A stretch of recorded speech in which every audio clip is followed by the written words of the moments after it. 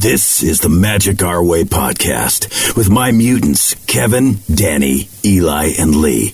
They're cut above the rest, bub. You're the best there is at what you do. And what you do is pretty nice. Jumbo, everyone. Harambe. And welcome to another edition of The Magic Our Way. Magic Our Way. Magic Our Way. Magic Our Way. The Magic Our Way podcast. They are truly magical and whatnot.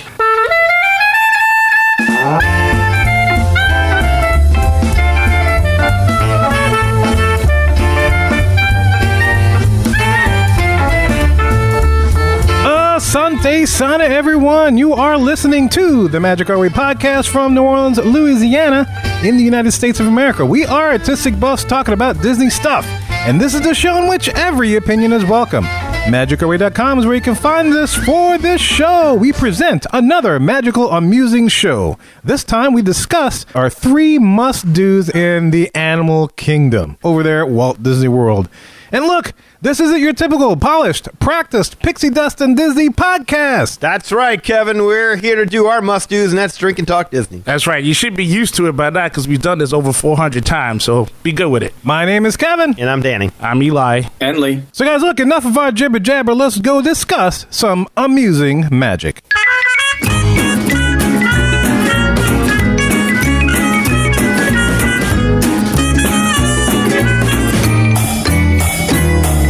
And here we are in another Magical Amusings segment. And this is a segment in which we get to ask those questions that make us go, a la Arsenio Hall, of course. But today we are discussing those 3 must-dos that we have to do, must do, gotta do in the animal kingdom. Need to do. Need to do. Not a zoo. Gots to do. Is not a zoo. Yes, exactly right. So, as we've been rotating the past couple of episodes. We did Epcot, we did Magic Kingdom Hollywood Studios. So, Danny, it's come to you, sir, to lead us the way on this discussion. What is your first must-do for Animal Kingdom? Wow. Man, I was hoping to go first for the outside the park segments. I've got like 80 things on that. Well, you can. You want to pass it off to somebody else? You want to pass it off? No. I'll go. It's fine. Okay. I mean, after this, the rotation's over, right? So we just essentially, yeah. We'll have to repick after that. We're good. Yeah, I'm gonna go with very first Tiffin's in the Nomad Lounge. That's on my list too. Yeah, I mean, I either have to eat dinner at Tiffin's or have drinks at the Nomad Lounge. One or the other. It's a must stop whenever I'm in the Animal Kingdom. No, absolutely right. And if I can't get into Tiffin's, the Nomad Lounge is a great alternative, if not the only choice that I would make. That's exactly it. You can just walk in, you can hang out outside, you can hang out inside, you get those itty-bitty hot dogs. At least currently now they're in the 50th. But just hanging there, last time we did it, when we were all down there, and just hanging in Nomad Lounge, just like I came to the realization, like, I like this. I could sit here and do this for a good while. We did. I mean, maybe not as long as La Cava or like Brown Derby, but definitely for a good long time. We could hang there. I don't know. Like I think I had a lot more fun there than what I would have had at La Cava because we had seats. That's important. Had a great waitress. But not the seats that we wanted. Yeah. But that's telling, though, if like those seats were suitable enough to put it over La Cava for sure. We had a great waitress, but she was awesome. She wasn't going to get paid if we went to the seats that we wanted. Yeah, but it was the seats we deserved. We did deserve. That's right. We deserved those. We were the center of the room.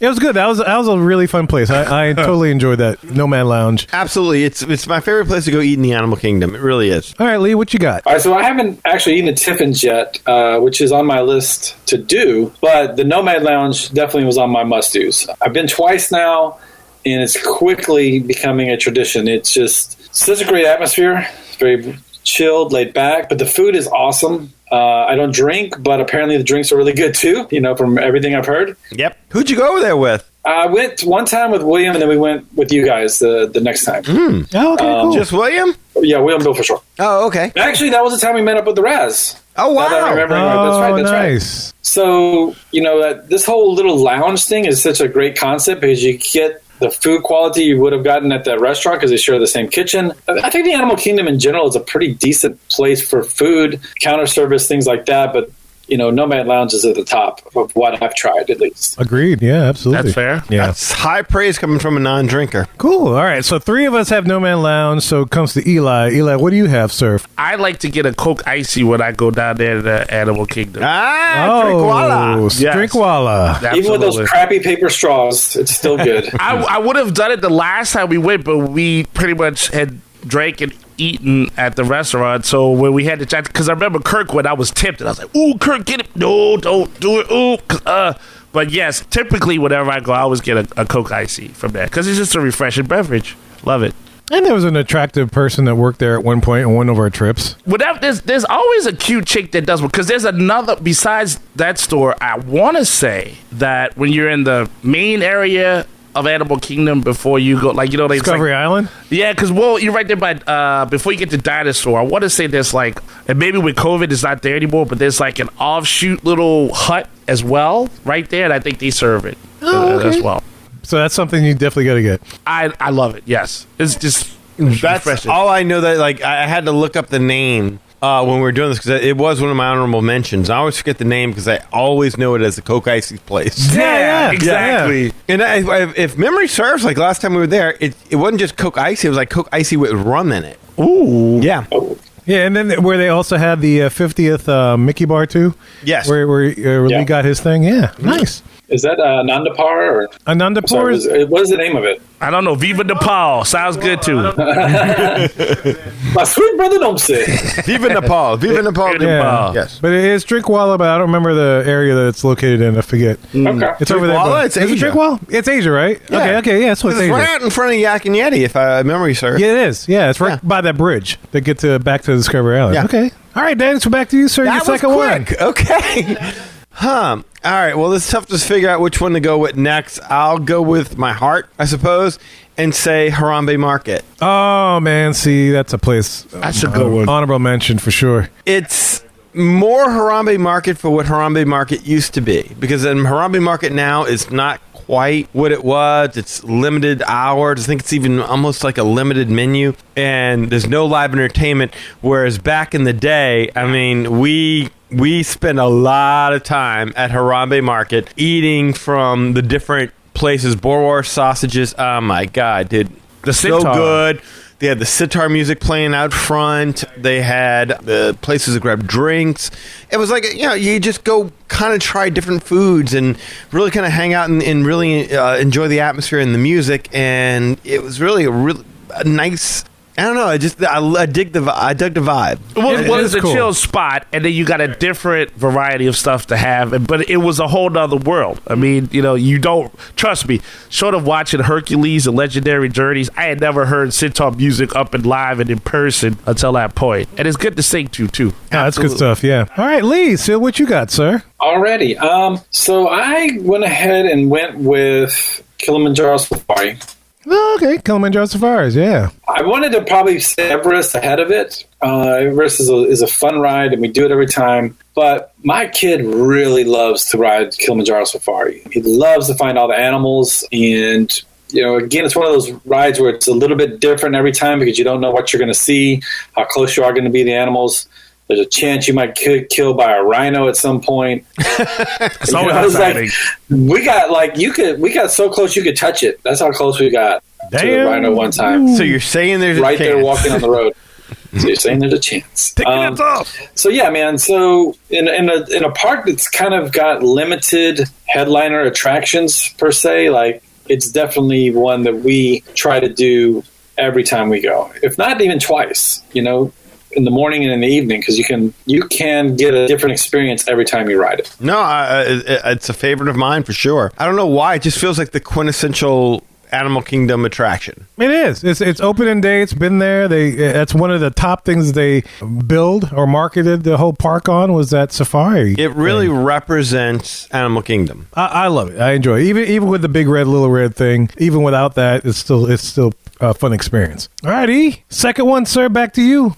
Okay. Well, 3 must-dos in the Animal Kingdom. What do you think? fall foul, but oh You well. dropped It something. dropped. Yeah, You fall were slid so under that. eager to say this when you broke your phone. It slipped because I need a new case, but it's okay. I remember it. And the tough part about this one is that I remember what it was, and I didn't know if that could make the list because it's changed. Oh, kite tails. Yeah, I know what you're talking about. Yeah, it hurts me. So if I remember what something was, can I still use that? Even though it's kind of been closed and changed, or no? Well, I mean, I'd say you have to go with the current iteration. Or do I have to make it an honorable mention then, if that's the case? Because the current version of it is not as... You're talking about the bird thing, you're right? talking about Flights of Wonder. Yeah, you're talking Flights of Wonder, yes. Or what it's called, Uptails, or what? That's, yeah. Uptails. Up, out, up and down. It's called Wonder with Up. Yeah. Up your Up butt Wonder. with a up rubber and hose.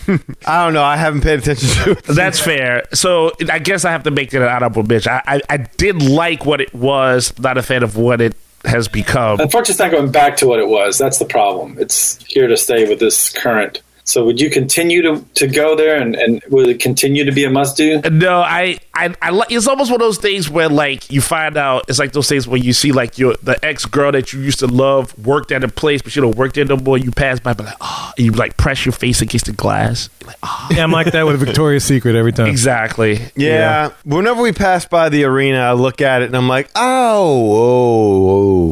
Right. Keep moving. So, and that's what I have to do. So that would have been, I guess, an honorable mention. I wanted to ask that first, but one of the to go to do things is tough to be a bug. Then absolutely, that's 100%. That's a constant one. That's one where we've done a report about it. It was fun to actually listen to. Danny did the whole drop down on that, figure out how it came to be.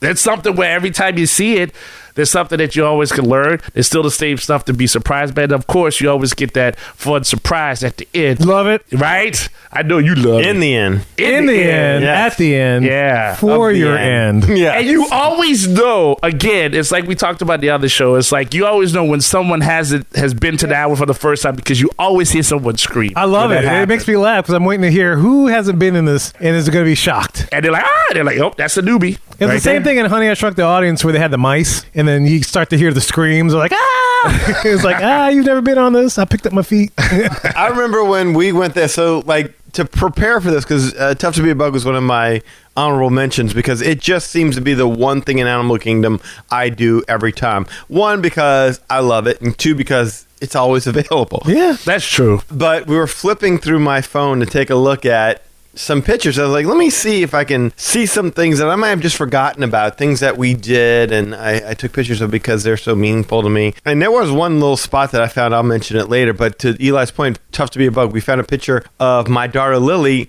wearing the Tough to Be a Bug glasses, smiling broadly and like, yay, there we go, because it was her first time on the ride. And then we remembered her walking out of the ride in tears, in hysterics. And she was like, what, 9? At this point in time, because we thought she was old enough to ride it, and she lost it.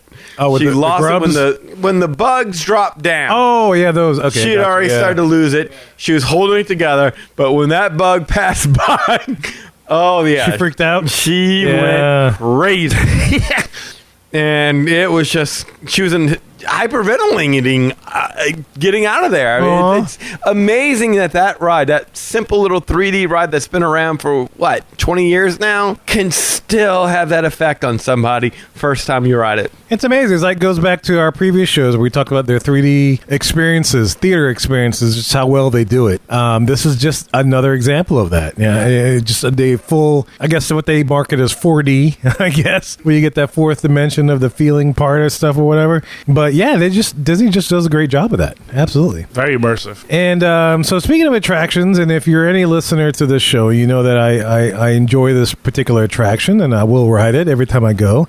And that's, of course, Dinosaur. Yeah, Of course. That's our version of the Indiana Jones ride system that we have out here in Walt Disney World. Since I can't get out to Disneyland as often, so this is a good substitute just to enjoy that. And I just enjoy it just because it takes me back to the older days of Animal Kingdom when McDonald's still sponsored the thing, and you had I could point out the mustard, mayo, and ketchup pipes, and it's still just a great ride. And Mrs. Huxtable's in there, and Dr. Seeker's there, Wallace Langham. It's just one of those classic attractions. It's a lot of fun for sure for me. It's also a needed attraction because Dinoland is It's the only thing hanging together. Yeah, pretty Only much. thing, yeah. It's that in the Boneyard, and that's it. And thank God they've finally gotten rid of the primeval whirl, and I couldn't be any happier about that. But yeah, no, I'm really happy to see that because it's a needed part of it, because that park was supposed to be about animals that exist, animals that used to exist, and animals that never existed. And we have the animals that exist in Kilimanjaro Safaris. Dinosaur represents to me the animals that used to exist, and I guess you got to look at Expedition Everest with the Yeti. That doesn't work. It's just, for whatever reason, when they try to get mythological animals in that park, it just doesn't work out. But still, all in all, yeah, those are the three facets that kind of hold that park together. Yeah, and it's such a unique ride system, and it's just a lot of fun. So Dinosaur is definitely second on my list for sure. All right. So back to Danny. Oh, back to me. For our third and final one. Boom. All right, I feel dirty giving you this one. Get dirty. Get dirty. I want it. Sucio. But I will say this, before saying this, like, I wanted to give a little bit of an honorable mention to something that I had to see every single time, because Lord knows I was a big Beastly Kingdom fan. We just kind of referenced that, the animals that were mythological, and whenever you walked across that bridge to where Beastly Kingdom was supposed to be, which is Camp Mini Mickey, now Avatar Land, there was that rock dragon that you would see there, and I'd always have to stop to kind of pay homage to Beastly Kingdom for what almost was, and see the cave where the dragon used to blow fire out of, or Did you float out a candle and send out a lantern up into the sky? Like and, just pour a little out for the homie. Yeah, pour a little. Son. Yeah, some incense and stuff. Man, I don't know if y'all remember this. The last time we were there, I even took a picture of it. And actually, when I went back, and sure enough, my memory was right, where the jungle had retaken the sculpture, that little rock sculpture of that dragon that was a fountain. You could maybe see the tip of its mouth. Like, you couldn't see much of that sculpture anymore. And that used to be like a must. Like, hey, stop. Check it out, and they don't even care about it anymore. So, but it's still there. It's still there, but it's being overtaken by the foliage. The forest is taking it back. Forest for the trees. Much like The Rock Johnson in the Jungle Cruise movie. There it is. Taking it back to the river. It's coming with me.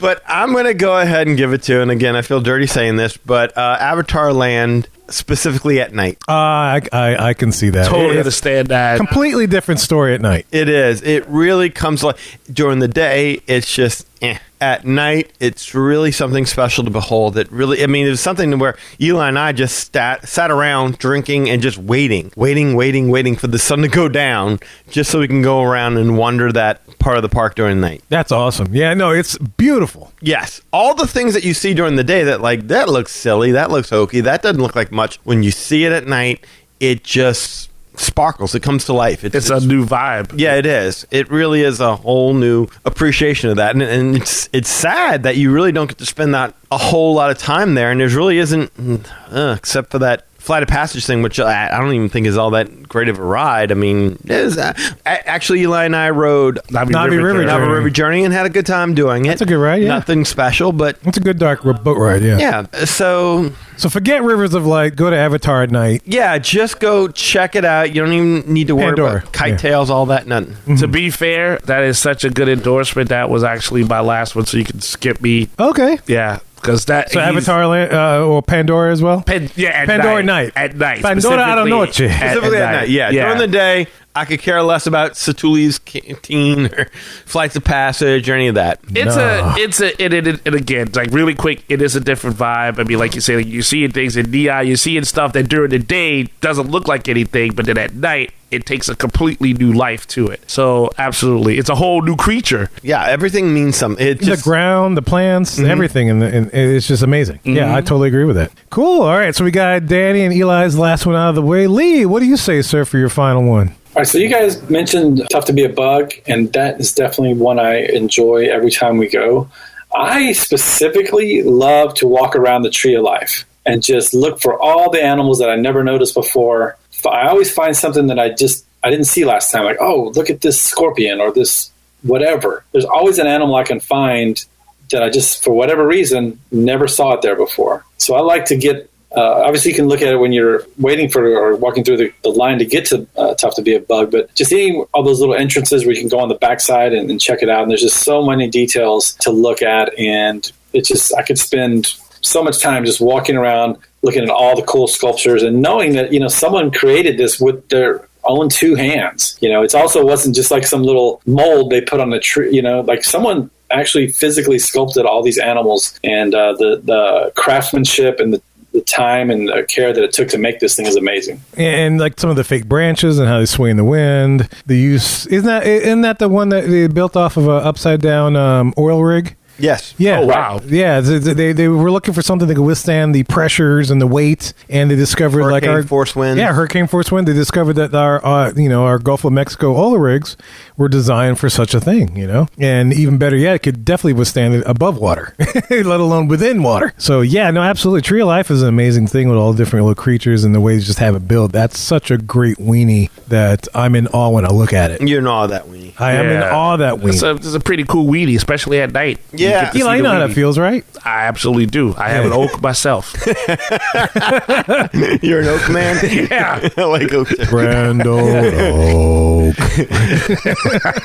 But that's part of the reason I like It's Tough to Be a Bug. It's not just the actual show, but it's the winding path that you take, and you keep getting closer and closer to the tree, and you get to see the Tree of Life up close, and it's magnificent. Really, I mean, when we were talking about it at lunch today, me and my wife, it's really, to me, one of the best things. It's not a must-do because it's going to happen no matter what. So it's not a must-do because it happens to you, but to me, the best element of the animal kingdom, the best part of it, is when you walk in and there's that unveiling of the tree. Through the oasis? Yeah. When you get through the oasis and boom, you walk out and there it is. And it's just, up until that point, like until you stand in front of it, I mean, it's just like, so it's a tree. I mean, it's a big tree. It's a tree with animals. But until you actually see it, you don't realize just how big it is, how magnificent it is, how cool it looks. So yeah, that to me is the best part of walking to the animal kingdom every single time, is knowing I'm going to get that view, and it's just going to be magnificent, and it's going to take you back for a second every single time you see it. It's a great reveal. Right. Because the way it had that bridge arched, and it's like you don't see it until you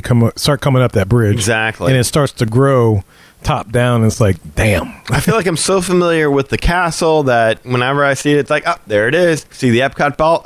There it is. I don't even know what the weenie is supposed to be of Hollywood Studios anymore. I think it's Tower of Terror these days. I think so, because remember we went down there and had all that weird cinema projection stuff on every... Yeah. It's telling, though, Danny, that you say that, because it's like, I think Magic Kingdom and Animal Kingdom have the best reveals of their weenie out of all 4 parks down there. Yeah, without question. You see the ball coming...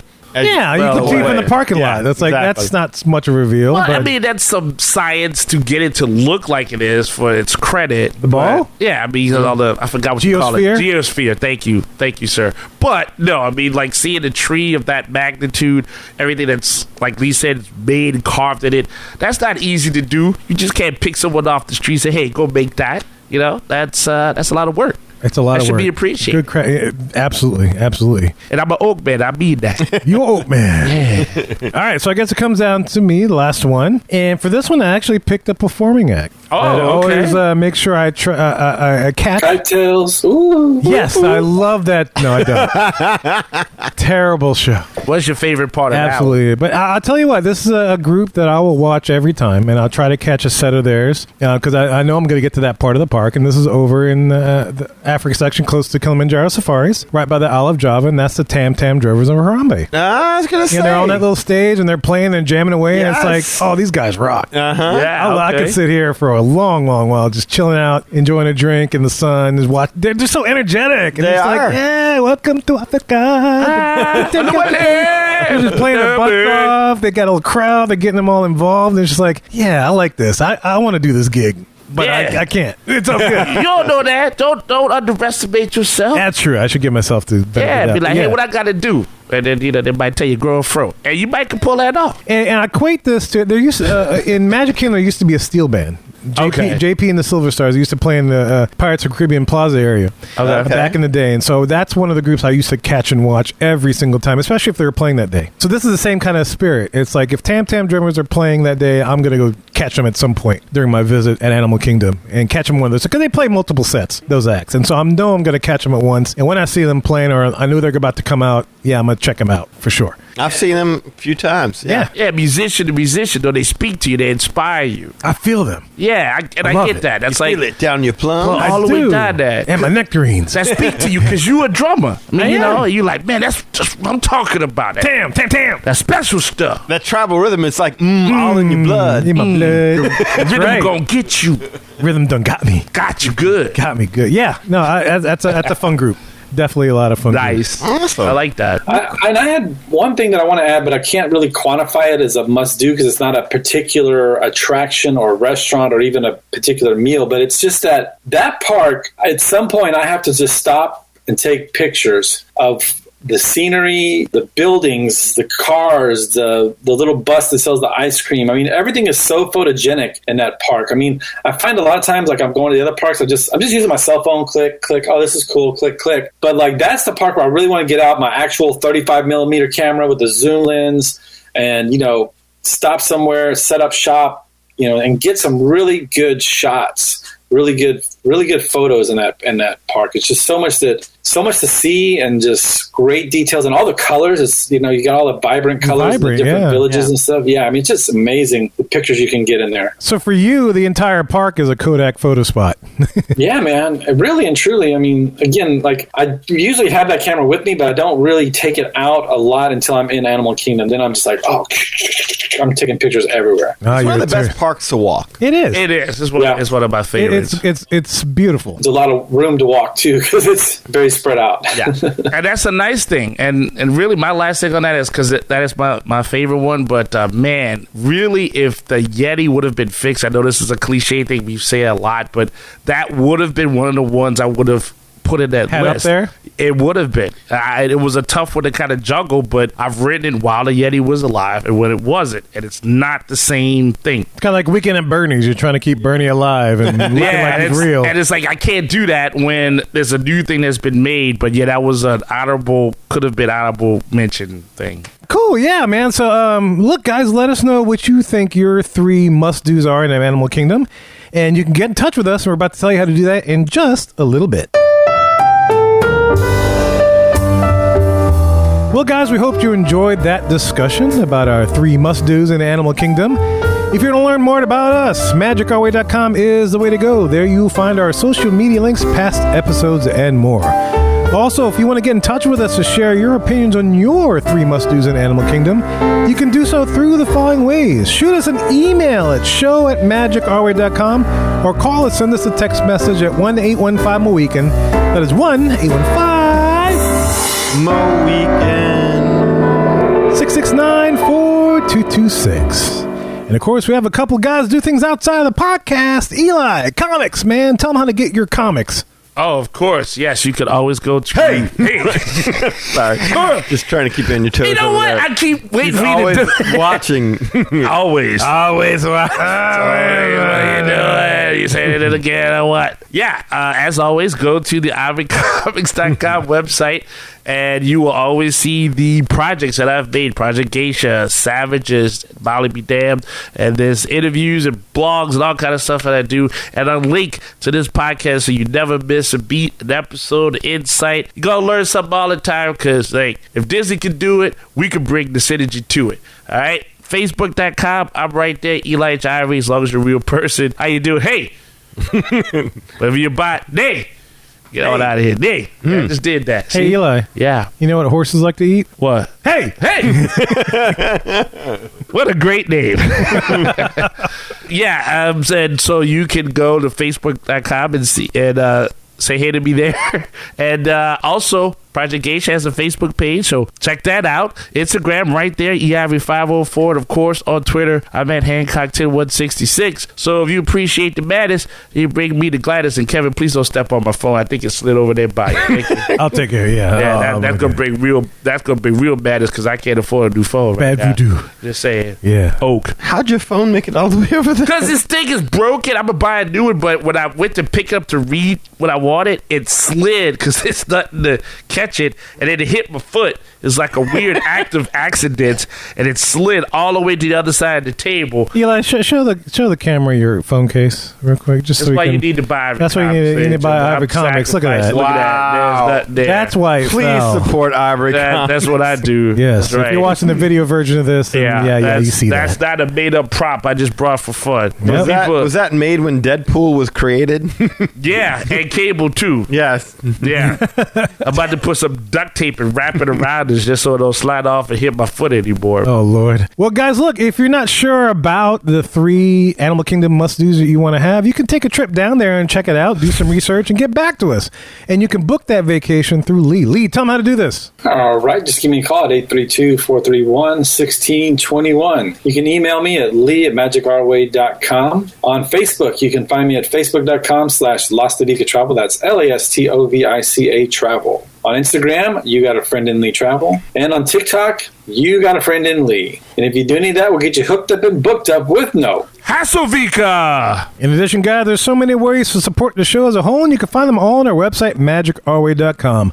One of the best ways is to go to patreon.com/magicourway, and we have 6 awesome tiers for you to support us from. Any way which you can support us is deeply appreciated. Also, we want to thank you for being a loyal listener, and we always love hearing from our listeners. All opinions are always welcome in the Magic Our Way podcast, so make sure you get in touch with us today. So, Mohicans, we say Kwaharini. My name is Kevin. And I'm Danny. Magic out!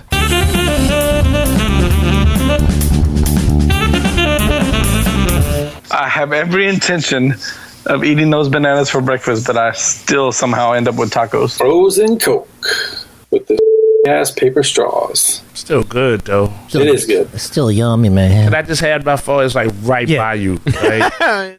Hey, it's Lee from the Magic Our Way podcast, and when I'm not stuffing tacos down my throat, I'm listening to the